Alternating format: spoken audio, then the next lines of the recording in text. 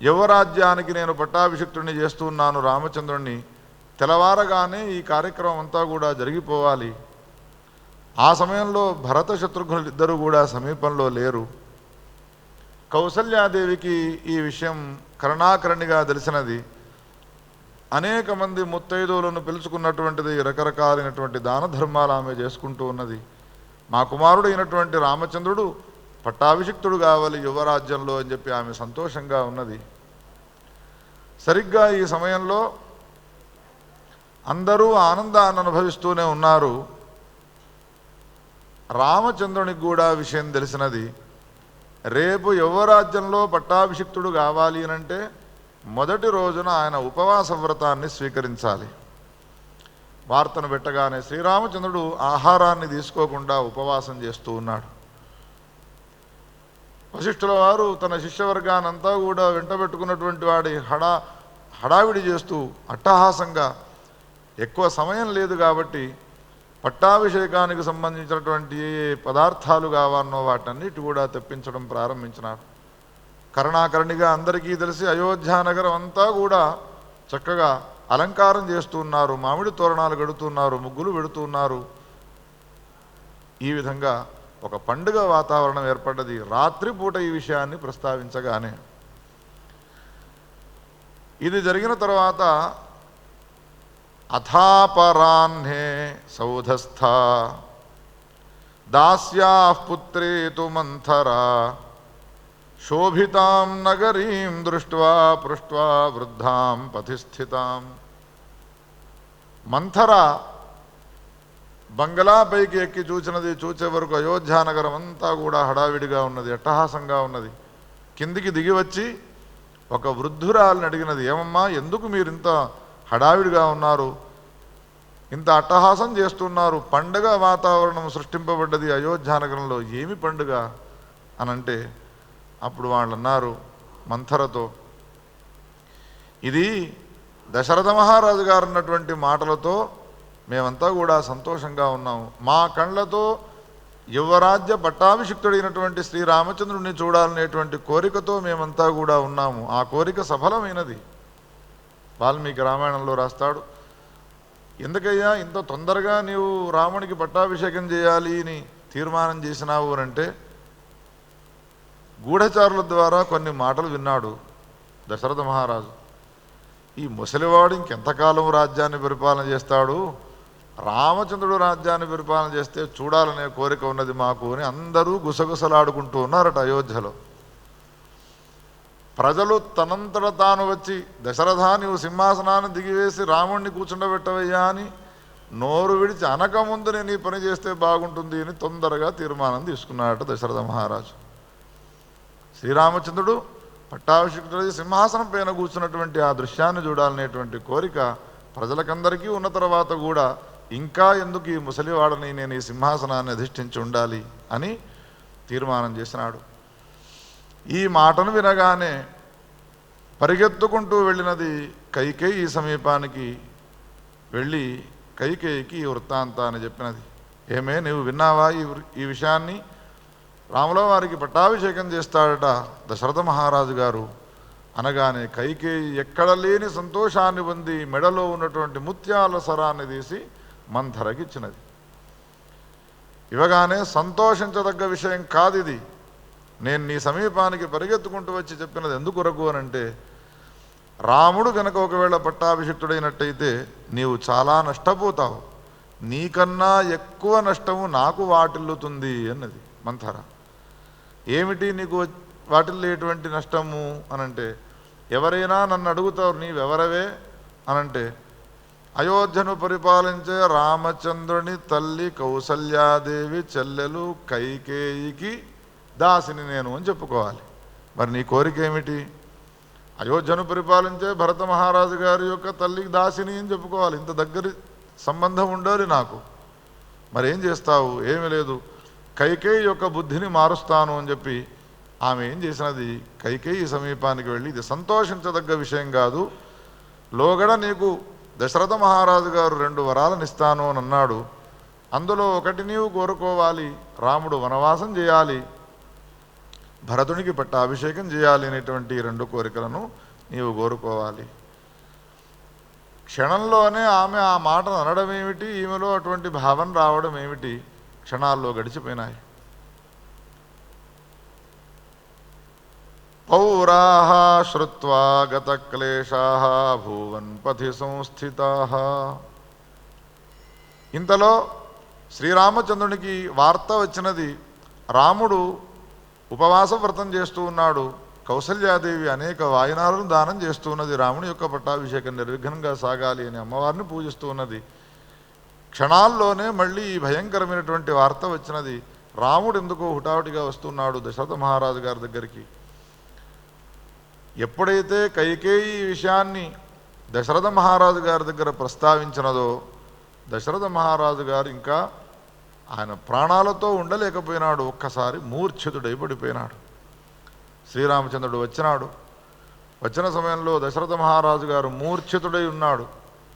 అప్పుడు సమీపంలో ఉన్నటువంటి కైకేయిని అడిగినాడు, తండ్రి గారికి ఏమైనది అమ్మా అనంటే, ఒక విషయంలో ఆయన నీకు చెప్పాలని వెనకా ముందులవుతూ ఉన్నాడు. ఏమిటిది ఆ విషయం అని అడిగితే, చూడండి, నోటి నుండి అననే లేదు దశరథ మహారాజు గారు, రామా నీవు అరణ్యానికి వెళ్ళి 14 సంవత్సరాలు వనవాసం చేయిరా అని అనలేం లేదు. ఎవరు చెప్పినారు ఈ మాటను అనంటే, కైకేయి. మీ తండ్రి గారు ఈ మాటను నీకు చెప్పాలి అని అనుకున్నాడు, కానీ చెప్పలేకపోతున్నాడు. రాముడవైనటువంటి నీవు 14 సంవత్సరాలు వనవాసం చేయాలి, భరతునికి పట్టాభిషేకం చేయాలి, ఈ మాటను చెప్పలేక నిలపైన పడిపోయినాడయ్యా అనగానే 2 చేతులు జోడించినాడు. తప్పకుండా నేను వనవాసానికి సిద్ధం అవుతాను అని చెప్పి అక్కడి నుంచి ప్రయాణమై వెళ్ళిపోయినాడు. వెళ్ళే సమయంలో రాముడు వన్యవృత్తిని అవలంబించాం, అంటే వనంలో సంచారం చేసేటువంటి యొక్క నియమాలు వేరే ఉంటాయి కదా. అందుకని ఆ కైకేయి రాముడు తన సమీపానికి వస్తే ఈ బట్టలు పెట్టాలి అని వలకలాలను తీసుకువచ్చి సిద్ధంగా ఉంచినది. శ్రీరామచంద్రునికి వలకలాలను ఇచ్చినది. వెళ్ళినాడు. వెళ్ళిన తర్వాత రామాయణంలో మీరంతా కథను వినే ఉన్నారు. కౌసల్యాదేవికి విషయం తెలిస్తే కౌసల్యాదేవి అన్నది, నేను కూడా నీతో పాటు వస్తాను రామా అంటే, అప్పుడు రామచంద్రుడు అన్నాడు, అమ్మా నీవు నాతో రావడం అనేటువంటిది కుదరదు. కారణం ఏమిటి అంటే, తండ్రి గారు అయినటువంటి దశరథుడు రాముడు వనవాసానికి వెళ్ళాలి అని అన్నాడు, కానీ కౌసల్యారాముడు అని అనలేదు. ఇదొక కారణం. రెండవది ఏమిటి అంటే, కౌసల్యమైనటువంటి నీవు నాపైన ప్రేమతో కూడుకొని నాతో అరణ్యానికి రావడమున కన్నా ప్రధానమైన ధర్మం ఏది నీది అనంటే, భర్త సమీపంలో ఉండి ఆయనకు శుశ్రూష చేయడమే. ఆయనను వదిలిపెట్టి నాతో పాటు రావడం అనేటువంటిది అధర్మం అవుతుంది.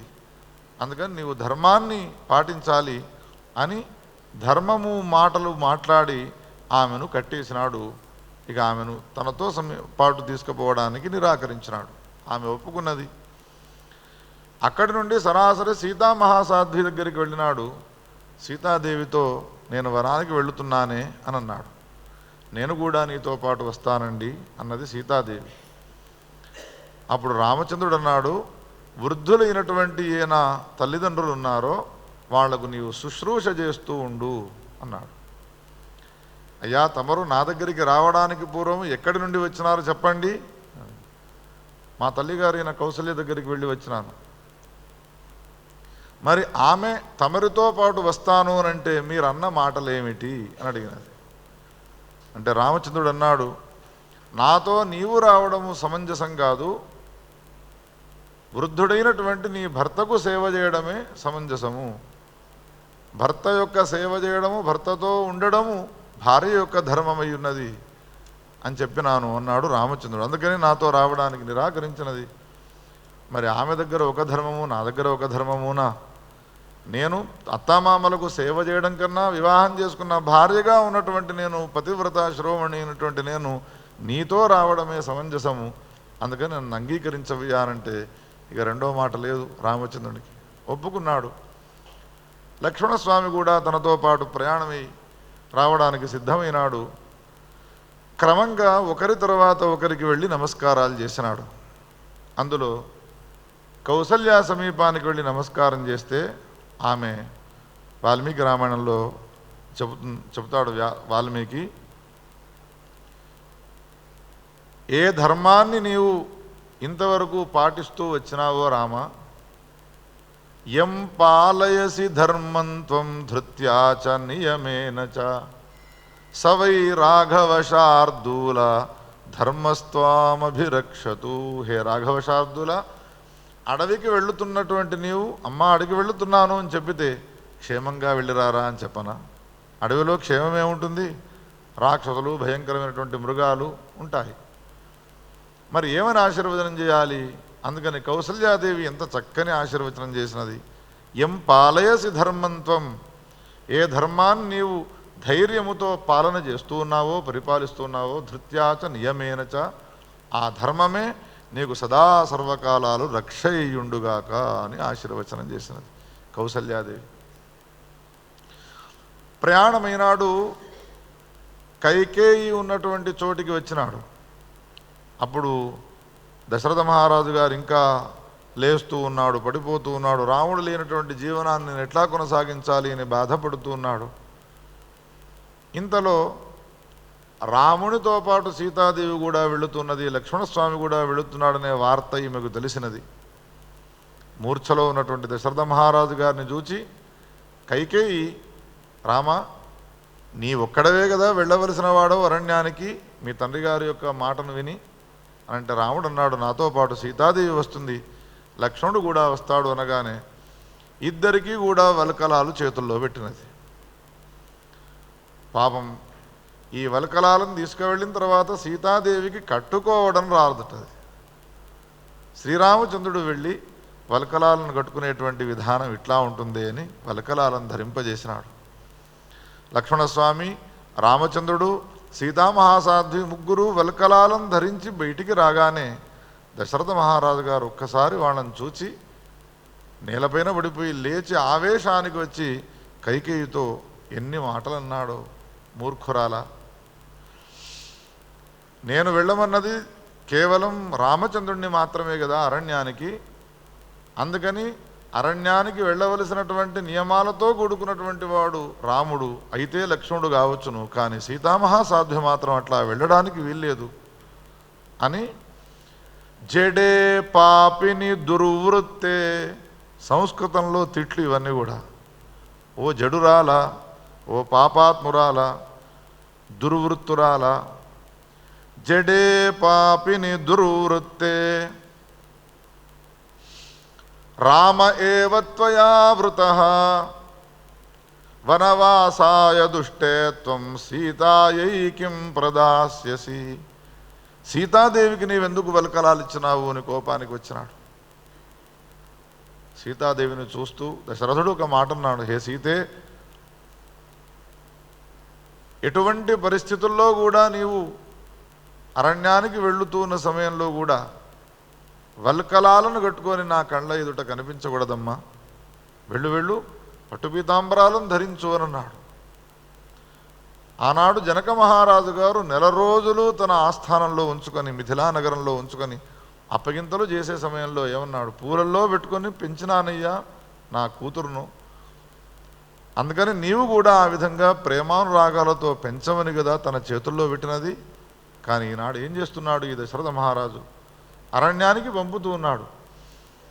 ఈయన ఉద్దేశం ఏమిటి, అరణ్యానికి వెళ్ళినప్పటికీ కూడా సీతామహాసాధ్వి ఎట్లా ఉండాలి అనంటే, దశరథ మహారాజు గారి యొక్క కోడలయ్యా ఈమె, సూర్యవంశానికి పెద్ద కోడలయ్యా ఈమె అని ఎవరు చెప్పుకున్నా కానీ చెప్పుకునేట్టుగా ఉండాలి అనంటే మొత్తం శరీరం అంతా కూడా నగలు ఉండాలి, పట్టుపీతాంబరాలు ధరించినటువంటిదే ఉండాలి అని ఈ విధమైనటువంటి ఆజ్ఞను జారీ చేసినాడు. ఇత్యుక్త్వా దివ్య వస్త్రాణి సీతాయై స గురు దదౌ రాజా దశరథోప్యాహ సుమంత్రం రథమానయ. శ్రీరామచంద్రుడు అరణ్యానికి వెళ్ళే సమయంలో కాలినడకన వెళ్ళడానికి వీల్లేదు, సుమంతుణ్ణి పిలిచి రథాన్ని అధిరోహింపజేసి శ్రీరామచంద్రుల వారిని సాగనంపండి అని అన్నాడు. ఒక్కసారి ఈ మాటను అన్నాడు, కానీ కంఠం గద్గదమైపోయినది, కళ్ళ వెంబడి అశ్రుధారలు గారుతున్నాయి. దశరథ మహారాజు గారికి మూర్ఛలోకి వెళ్ళిపోయినాడు.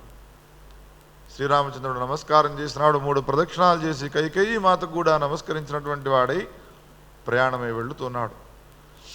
శంకరుడు పార్వతీదేవికి వృత్తాంతాన్ని చెబుతూ, హే పార్వతి, శ్రీరామచంద్రునికి 18వ సంవత్సరం వచ్చిన తర్వాత ప్రాప్తే హి 18 వర్షే రాఘవాయ మహాత్మనే ఆసీనద్వన ప్రయాణం హి స్వప్రియా తమసాతటం. ఈ నగరాన్ని దాటి తమసా నదీ తీరానికి చేరుకునేటువంటి సమయం అప్పుడు శ్రీరామచంద్రునికి 18 సంవత్సరాల వయసు. ప్రయాణం అవుతున్నటువంటి సమయంలో ప్రయాణమైనారు.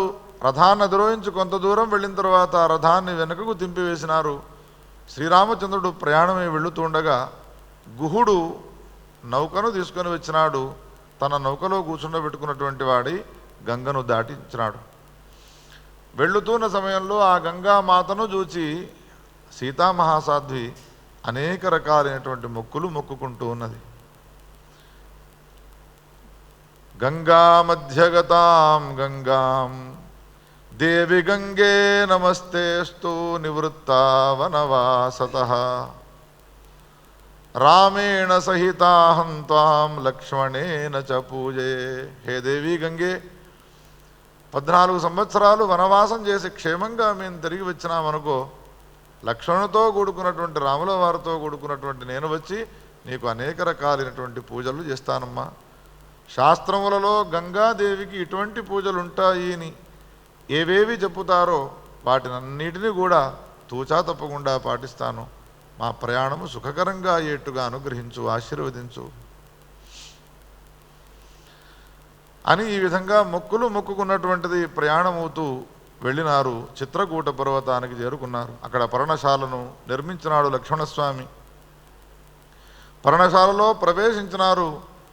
నిన్నటిదాకా ఎన్నో భోగాలను అనుభవిస్తూ, మీరు విన్నారు నిన్న కథలో, సీతామహాసాధ్వి స్వయంవరమాలను తీసుకొని రావడానికి ఎంతో దూరం లేదు, ఏనగలపైన ఎక్కించినారు. పూలను వర్షంగా కురిపిస్తూ ఉన్నటువంటి వాళ్ళు తీసుకువచ్చినారు. ఒక్కనాడు కూడా నేలపైన ఆయన కాలినడకను నడిపించలేదు ఆ జనక మహారాజు గారు. ఈనాడు చిత్రకూటంలో పర్ణశాలను ఏర్పాటు చేసుకున్నటువంటి వాళ్ళి కందమూల ఫలాలను తింటూ మునివృత్తిని అవలంబించినటువంటి వాళ్ళి కాలాన్ని గడుపుతూ ఉన్నారు. కాకాసురుడు వచ్చినాడు. సీతాదేవి తొడపైన శ్రీరామచంద్రుడు తల నానించి పడుకోనున్నాడు. కుడికాలు బొటన వేల్ని కొరికివేసినాడు వాడు కాకాసురుడు. పక్కన వెళ్ళి చూస్తూ ఉన్నాడు ఈ దృశ్యాన్ని. శ్రీరామచంద్రుడు నిద్రపోతున్నాడు. ఒకవేళ ఈ రక్తము ధారలు గారుతున్నది నాయన లేపినదో పతివ్రతా ధర్మము భంగమవుతుంది. పతివ్రత అయినటువంటి స్త్రీకి ప్రధాన ధర్మం ఏది అంటే నిద్రపోతున్నటువంటి భర్తను నిద్ర లేపకూడదు. కానీ కాలాంతరంలో రామచంద్రుల వారికి తెలివి వచ్చి అంతా రక్తసిక్తమై ఉన్నటువంటి పరిస్థితిని గమనించి సీతాదేవిని అడిగితే కాకాసుని యొక్క ముఖం వలన నా ఈ కుడికాలు బొటన వేలు కాటు వేయబడ్డది అనే విషయాన్ని తెలుసుకున్నటువంటి వాడి గడ్డి పొరకను తీసి దానిపైన బ్రహ్మాస్త్రాన్ని ప్రయోగించినాడు. కాకి యొక్క కుడి కన్నును అది నాశనం చేసినది. ఈనాటి వరకు కూడా కాకి 2 కళ్ళకు బదులు ఒకటే కన్ను ఉండడానికి కారణము ఏవం నానా కౌతుకాని కుర్వం స్తర్థౌ సుఖం ప్రభు. ఆ తర్వాత వనాల్లో సంచారం చేస్తూ ఉన్నటువంటి వాళ్ళి ఏ వనంలో ఎన్ని రోజులు ఉండాలి, ఏ ఆశ్రమానికి వెళ్ళి ఏ ఆశ్రమంలో ఎన్ని రోజులు ఉండాలి అనేటువంటి యొక్క విషయాలను చక్కగా తెలుసుకొని ఆయా వనాల్లో సంచారం చేస్తూ ఉండగా భరతునికి ఈ విషయం తెలిసి శత్రుఘ్నుడితో సహా అయోధ్యా నగరానికి వచ్చి శ్రీరాముడు వనవాసం చేసినాడు, భరతుడైనటువంటి తనకు పట్టాభిషేకం చేయాలని సంకల్పం చేసినది కైకేయి అనే విషయం తెలుసుకున్నటువంటి వాడి దీనికి కారణమైనటువంటి మంథరా సమీపానికి వెళ్ళి ఆవేశంతో అనేక రకాలుగా దాన్ని కొట్టినాడు. అది మూర్ఛితురాలైపోయినది. తనలో ఉన్నటువంటి ఆవేశాన్నంతా కూడా తల్లి సమీపానికి వచ్చి రకరకాలుగా నిందించినాడు. ఏనాడైనా స్వప్నంలో కూడా నేను ఊహించలేదు ఈ అయోధ్య నగరానికి నేను రాజును కావాలనేటువంటి సంకల్పమే నాకు లేకుండినది, ఎందుకు ఈ విధమైనటువంటి కోరికను కోరినావు అని.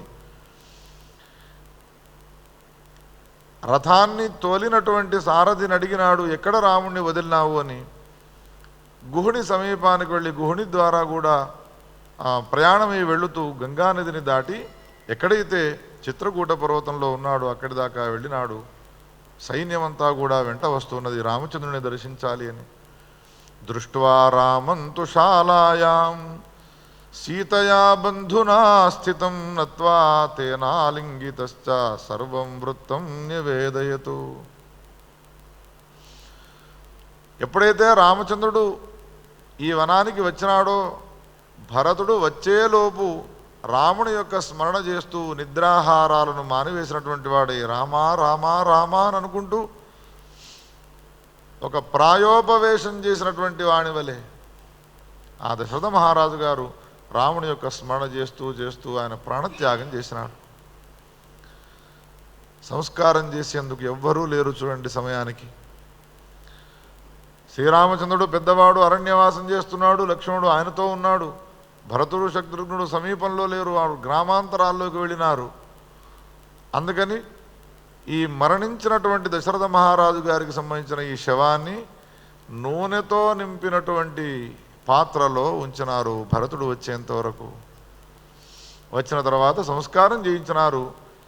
ఈ విషయాన్ని రామచంద్రునికి చెప్పగానే ఒక్కసారి కళ్ళ వెంబడి అశ్రుధారలు గార్చుకున్నాడు. వెళ్ళి గంగలో స్నానం చేసినటువంటి వాడి నువ్వులతో కూడుకున్నటువంటి నీళ్లను తిరాంజలు వదిలిపెట్టినాడు తండ్రికి. రామ శ్రుత్వామృతం తాతం.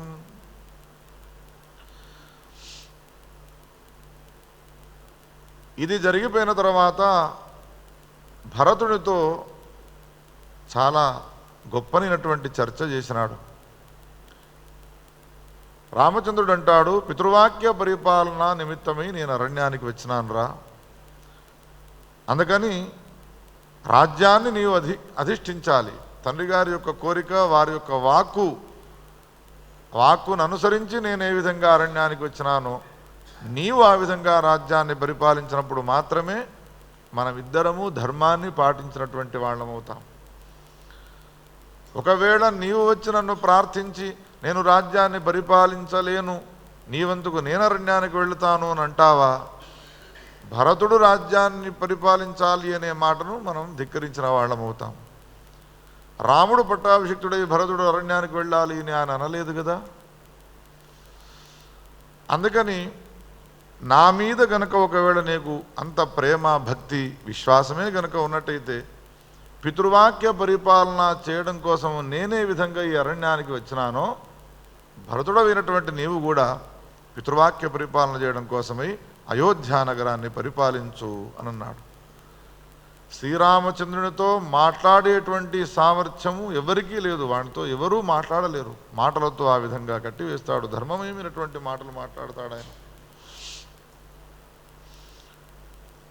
అప్పుడు ఎంత చెప్పినా వినకుండా ఉన్నటువంటి రాముని పరిస్థితిని గమనించినటువంటి ఆ భరతుడు ఒక్క మాట అన్నాడు, అన్నయ్య నేను మాత్రం రాజ్యాన్ని పరిపాలించను, రాజ్యాన్ని పరిపాలించేవి నీ పాదుకలే, అందుకని ఆ 2 పాదుకలను నాకు ఇవ్వు అని రాముని యొక్క పాదుకలను తీసుకున్నటువంటి వాడి అరణ్యానికి వెళ్ళిన రామలక్ష్మణులు సీతాదేవి ఏ విధంగా వల్కలాలను ధరించి ఉన్నారో, కందమూల ఫలాలను భక్షిస్తూ ఉన్నారో ఆ విధంగా ఆ నియమాలన్నిటి కూడా పెట్టుకున్నటువంటి వాడి నంది గ్రామంలో సింహాసనం పైన ఈ పాదుకా పట్టాభిషేకం చేసినటువంటి వాడై భరత కుమారుడు రాజ్యాన్ని పరిపాలన చేయడం ప్రారంభించినాడు.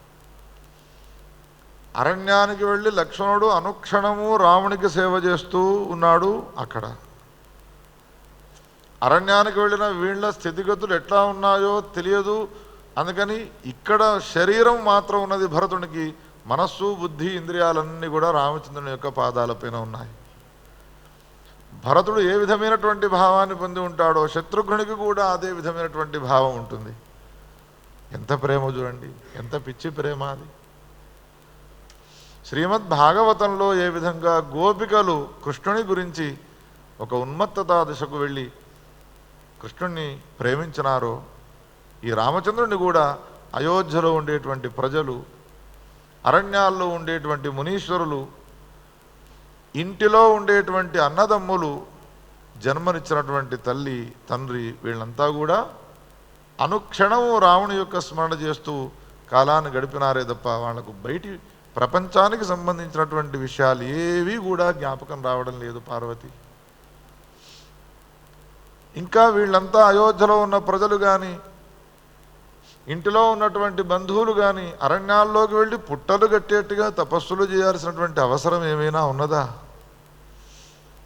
ఎవని అంతఃకరణము నిరంతరము పరమాత్మమయమైపోయి ఉంటుందో, ఎవని ఇంద్రియములు నిరంతరము పరమాత్మకు సంబంధించినటువంటి స్వరూపాన్ని చింతించేవి అవుతాయో ఇంకా వాడు అరణ్యాలకు వెళ్ళవలసిన అవసరం ఉంటుంది. ఎంత అద్భుతమైనటువంటి కల్పన.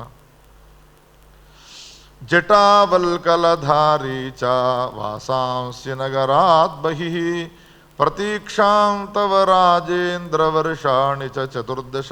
రామా, 14 సంవత్సరాలు నీ రాక కోసమే ఎదురు చూస్తాను. ఒక్కొక్క రోజు లెక్క పెట్టుకుంటూ 14వ సంవత్సరం నిండిపోయిన తర్వాత ఒక్కరోజు అతిక్రమించినా నేను ఊరుకోను. అగ్నిని పేల్చి ఆ అగ్నిలో నా శరీరాన్ని కాల్చుకుంటాను అని ఈ మాటను చెప్పి శిరస్సున రామపాతుకలను పెట్టుకున్నటువంటి వాడి ప్రయాణమై వెళ్ళిపోయినాడు. ఈ దృశ్యాన్నంతా కూడా చూసిన సమీపంలో ఉన్నటువంటి కైకేయి అందరూ చూస్తూ ఉండగా రామచంద్రుని సమీపానికి వెళ్ళి సంప్రార్థయత్ కైకైసా రామచంద్రం పునః. రామా, నేను చేసినటువంటి అపరాధాన్ని క్షమించురా. ఒక మాట చెప్పనా, మీ తండ్రి గారు అయినటువంటి దశరథ మహారాజు గారు నిన్ను అడవికి వెళ్ళమని అనలేదు, భరతుడికి పట్టాభిషేకం చేయమని ఆయన అనలేదు. నేనే బలవంతాన ఆ మాటను అన్నాను. మంథర యొక్క మాటలను విన్నటువంటి దాన్ని. ఈనాడు పరిస్థితి ఎట్లా ఉన్నది? అయోధ్యలో ఉన్నటువంటి ప్రజలంతా కూడా నన్ను ఎంతగా ఈసడించుకుంటున్నారో తెలుసునా? ఎవరినైనా లోకంలో స్మరించవచ్చును, గాడిద ముఖాన్నైనా చూడవచ్చును, కానీ కైకేయి ముఖాన్ని మాత్రం చూడడానికి వీల్లేదు అని అనుకుంటున్నారు లోకంలో. అందుకని ఇప్పుడు నేను చెప్పేటువంటి మాటలు నీవు శ్రద్ధగా ఆలకించి, తండ్రి గారున్న మాటలు కావు, నేను తండ్రి గారితో అనిపించిన మాటలుగా భావించి నీవు తిరిగి రారా అయోధ్య నగరానికి. భరతుడు వెళుతున్నవాడల్లా ఒక్కసారి తిరిగి చూస్తున్నాడు. ఈ మాటలు వినైనా ఏమైనా రాముడు మనసు మార్చుకుంటాడేమో అని. రాముడు ఏమన్నాడు అనంటే, అమ్మా, లోకంలో ఉన్నవాళ్ళు రకరకాలుగా అనుకుంటారు. వాళ్ళ యొక్క మాటలు మనకు పట్టింపు ఉండకూడదు. వాళ్ళ మాటలు మనం పట్టించుకున్నాము అనంటే మన జీవితాలు వ్యర్థమైపోతాయి. నేను ఒక మాటను చెప్తాను విను. నిన్న మనం ఒక విషయాన్ని విన్నాము ఆనంద రామాయణంలో. ఏమిటి అనంటే, ఆ కైకేయి చిన్నతనంలో సన్యాసి సత్పురుషుడు అనుష్ఠానం చేసుకుంటూ ఉంటే ముఖానికి మసి పూసినది, నల్లనైనటువంటి కాటుకను పూసినది ఏదో చమత్కారంగా. కోపానికి వచ్చినటువంటి ఆ మహాత్ముడు శాపం పెట్టినాడు. మసిపూసినటువంటి ముఖాన్ని లోకంలో చూసి అందరూ కూడా వెక్కిరిస్తారు, నిందిస్తారు. అందుకని నీ ముఖాన్ని కూడా అందరూ నిందించురుగాక అని శాపం పెట్టినాడు. ఆ శాపాన్ని పొందినటువంటి దానవు నీవు, అందుకని నీవు ఈ పని చేసినావు అని అనుకుంటారు, కానీ నేననుకునేటువంటిది మాత్రం ఇంకొకటి ఉన్నది అన్నాడు కైకేయి. ఏమిటది అనంటే, భూమి యొక్క భారాన్ని తొలగించే నిమిత్తమై నేను ఆవిర్భవించినాను. ఆవిర్భవించినటువంటి నేను అయోధ్యానగరంలోనే ఉంటే రావణాది రాక్షసుల యొక్క సంహారం ఎట్లా జరగాలి? అందుకని దేవతలంతా కూడా ప్రార్థించి సరస్వతీదేవిని ప్రోత్సహించగా ఆమె నీ నాలుకపైకి వచ్చి ఆమె నీతో ఈ విధంగా మాట్లాడించినది. అందుకని నీ దోషము కాదు, అది మంథర దోషము కాదు, ఎవరి దోషము అని చెప్పడానికి వీల్లేదు. అందుకనమ్మా నన్ను వదిలిపెట్టు, భరతునితో సహా నీవు కూడా వెళ్ళవమ్మా అని ఈ విధంగా సాగనంపినాడు. కానీ అయ్యో అన్నావు కదా, నాన్నగారు అనలేదా, నీవన్నావా ఈ మాట, అయితే వస్తున్నాను పద అయోధ్య నగరానికి అని రామచంద్రుడు మాత్రము రావడానికి అంగీకరించలేదు. ఎంతటి ధర్మనిష్ట, ఎంతటి సమన్వయం చేసేటువంటి యొక్క గొప్పనటువంటి లక్షణము రామచంద్రుడిలో ఉన్నది. ఆలోచించండి. పాదుకలను శిరస్సున ధరించినటువంటి వాడి తాను తిరుగు ప్రయాణమే వెళ్ళిపోయినాడు. రామోపి చిత్రకూటాద్రౌ వసన్మునిభిః ఆదృతః చకార సీతయా క్రీడాం విపినే రమ్య పర్వతే.